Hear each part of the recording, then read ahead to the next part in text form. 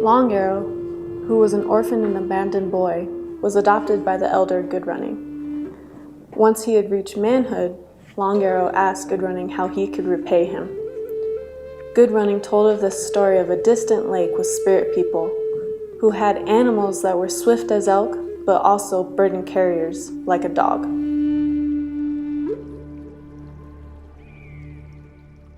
Long Arrow found the lake and met a young spirit who took him to the bottom where the spirit grandfather lived. The young spirit told Long Arrow to watch for a glimpse of the old man's feet, which he kept hidden under his long black robe. If Long Arrow saw them, the old man would grant his requests.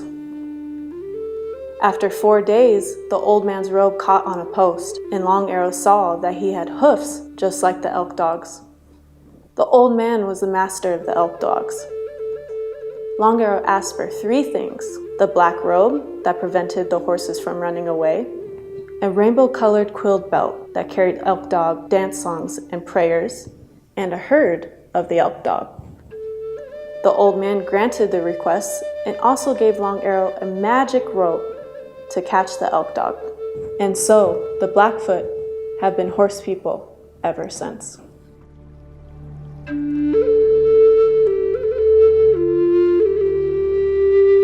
When our people first encountered horses, they thought they were big dogs. And so they treated them like big dogs, and they give them commands, and they take care of them, and they're part of their family. When we got the horse, it allowed us to have greater mobility and to hunt buffalo and move around and do things different. And there was no fences, there was no kraals, they just called them in. They just treated them like their pets. We had one gentleman, one of our elders, and he was one of the first guys that I ever seen that talked to his horses. He had about 20 horses. And he'd open the gate in the morning and let them go out in the hills and eat. And then in the afternoon, he'd walk out there and he'd talk to them, and he'd bring them all back in by himself on foot. He'd tell them to come back in, and he'd just follow them back in the gate, close the gate. Pretty amazing. And when I was younger, we either walked or we rode horse. We didn't have bikes, we didn't have cars. And so they had a really direct communication with them. So it was like a sincere, trusting relationship. Where now we don't have that relationship anymore, because now we're not living in sync with them every day like we did before. So now when we go out in the field, they run away.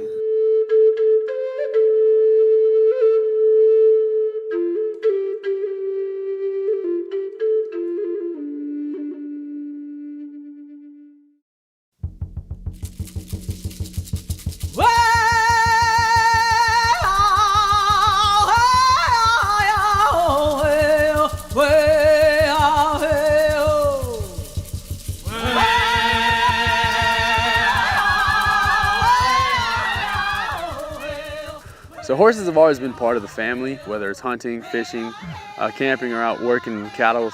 They've always been there, and it's always been a part of my life, so I've never had to miss out on them. Working with a horse, especially on a ranch, is something that's a day-to-day thing. We see them in the movies, and we see them in the old westerns, and those are the cowboys and the Indians, and that's kind of part of history, and it's something that doesn't happen anymore. But for us, it's an everyday thing to push cattle across the prairie and to ride and to use them as part of our life, not just as something that we think of as the past.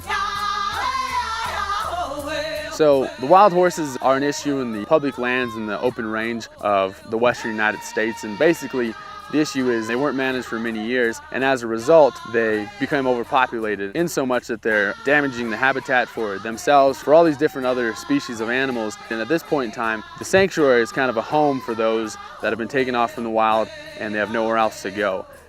We move horses from pasture to pasture here on the sanctuary, mainly because we want to take care of the environment as much as we can. And horses have a tendency to overgraze, so we move them from one pasture to the next so that we don't overgraze a piece of land to where there's no regrowth back. I take for granted a lot of times what horses have to offer, and the simple things of how beautiful they are, how powerful and strong they are.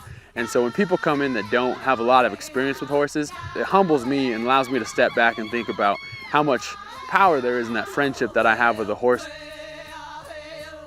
So Sun Bearer, he did one of the greatest things, and he took elements from both Father Sun and Mother Earth to create the horse. He took the growings of plants like white corn to make the ears so that they could hear from far away. He took both the stars and the dark universe to make the eyes. Have you guys ever seen the eye of a horse?